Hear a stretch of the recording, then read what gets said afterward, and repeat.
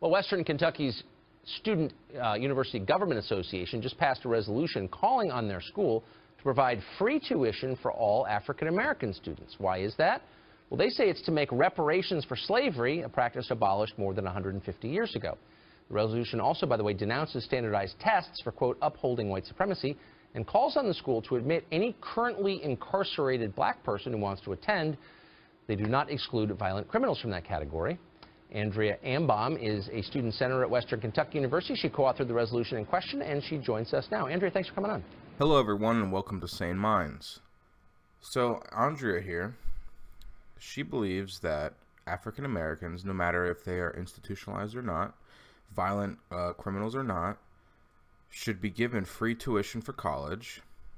It's not very specific about how far that goes. I mean, I guess someone become a doctor on this free tuition. I'm not sure. I mean, I'm guessing so.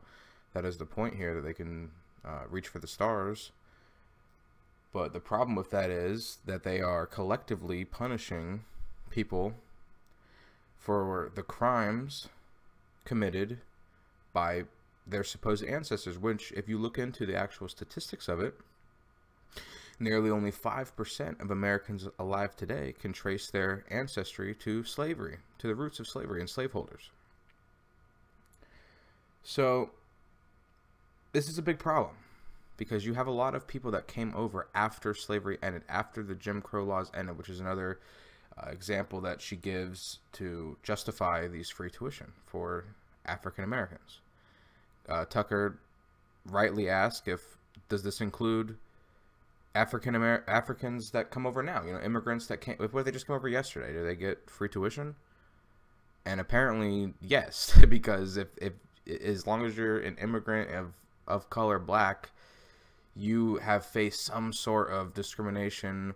And I'm not sure if she's trying to say that is systematic, or if that is just personal discrimination by people. But honestly, it's all horseshit.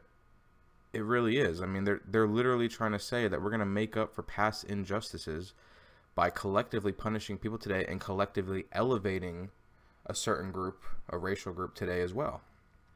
And how does that seem right at all? I mean, until we're like North Korea and we round up everyone's families who tries to defect or commits a crime, a serious crime, and they round up their whole family, put them in concentration camps, you know, work labor camps. Is this what we want to become? Collective punishment? I mean, if so, then where's the black family that gets locked up for the crime their dad commits? You know, like he's a murderer, right? So let's round everyone up, lock them all up. No, obviously that doesn't happen in a free and fair society. That's not how justice works. So why would this be any different? This is something that I don't think that you're going to be able to right this wrong from the past. It's something that's just going to have to simply be corrected by future actions, in terms of everyone's on an equal playing field as terms for opportunity, not outcome. You know, because as long as everyone gets to have the same basic educations of everyone else, like high school, for instance, then that is where I think that we can have the basis for equality. And the rest of it is mostly personal choice, whether that be with, you know, high fatherless rates for black families, or just the personal choices of people themselves, you know, if they choose to commit a crime or not. And a lot of people like to blame, you know, poverty for a big reason why African Americans commit the crimes they do. But if you again look at statistics, you will see that the poverty rate is very close to Hispanics, and they don't commit near as much crime.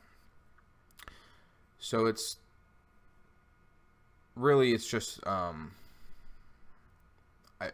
honestly, it feels like a kid just wanting, you know. I mean, they're not being explained the true reasons behind things, and of course it has to be the white boogeyman behind the curtain that is pulling all the strings, right? Let's not forget either that many blacks themselves were slave owners when slavery was allowed in the United States or in the colonies. This is true. There were a number of black people that were slave owners. They did not just own their family, as many people try and spin it. They try and say, oh, they were just owning their own families to keep them out of the hands of other whites. No, this is not true. They own strangers. They own other people's families. They made them work in the fields. They mistreated them as well. This is not something that is, you know, slavery is not just a sickness that affects white people. This is something that all races have done throughout the centuries, throughout, you know, the millennia. This is something that they have done. It's not something that white people created. It is not something that only white people have done. It's something that it seems only the slavery that white people have done is talked about, though, because if you want to look at slave trades like the Barbary slave trade, where Arabs and blacks kidnapped whites out of Europe and used them for slave labor and other means, servants. And if you want to look at the Arab slave trade, where they took most of the blacks that were coming out of Africa, went to the Middle East, and a big reason why you don't see many black people there anymore is because a lot of them were killed instead of being simply freed. Now, these are things that, since no one over there is really alive to talk about it, it doesn't get talked about.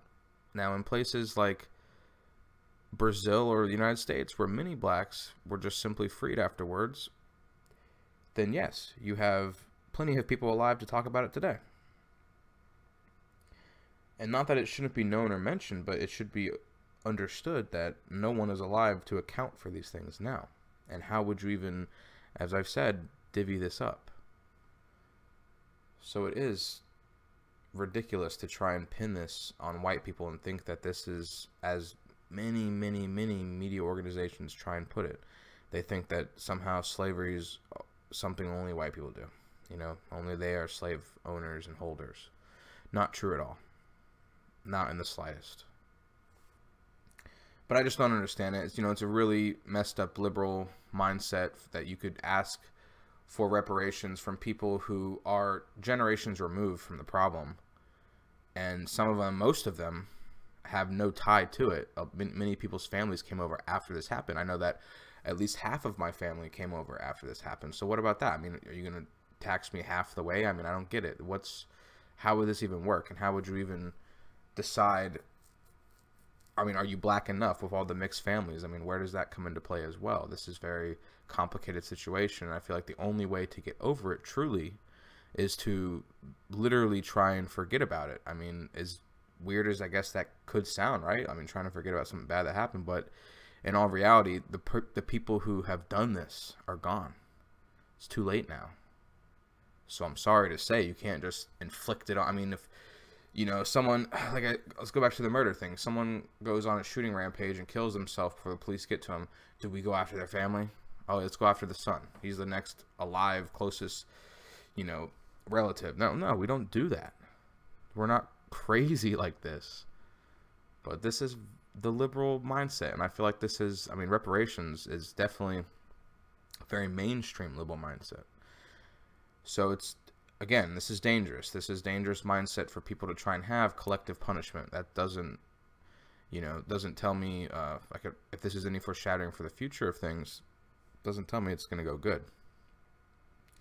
But all right, everyone, if you would like some new content from me, just go ahead and like and subscribe. And as always, I appreciate it.